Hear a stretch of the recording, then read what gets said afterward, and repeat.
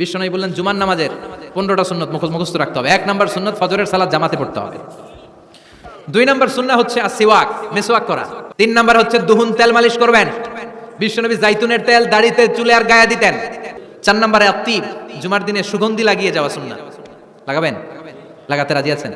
5 number সুন্নাহ হলো আল লিবাস আহসানা সিয়াব, সুন্দর জামা পরা, নট নেসেসারি যে নতুন জামা হতে হবে।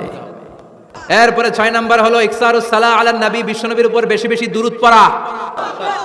এরপরে বিশ্বনবী বলতেন জুমার দিনে সূরাতুল কাহাফ পড়বা, কাহাফ পড়া সুন্নাহ। এরপর আত-তাবকির ইলাল মসজিদ, মসজিদে আগে আগে যাওয়া সুন্নাত। এরপরে বিশ্বনবী বললেন আদামু তাখাত্তি রিকাবান নাস, মানুষের ঘাড় ডিঙ্গিয়ে সামনে না যাওয়া সুন্নাহ। অনেকে জুমার দিন আসে সবার শেষে বসতে চায় সামনে, এরকম ডাকাইত আছে না নাই? এরপরে বিশ্বনবী বললেন দুখুলুল মসজিদে রাকাতাইন, জুমার নামাজের দিন মসজিদে ঢোকার পরে 2 রাকাত পড়া সুন্নাত। কয় রাকাত? এরপরে বিশ্বনবী বললেন ইনসাত, চুপ থেকে খুতবা শুনবা।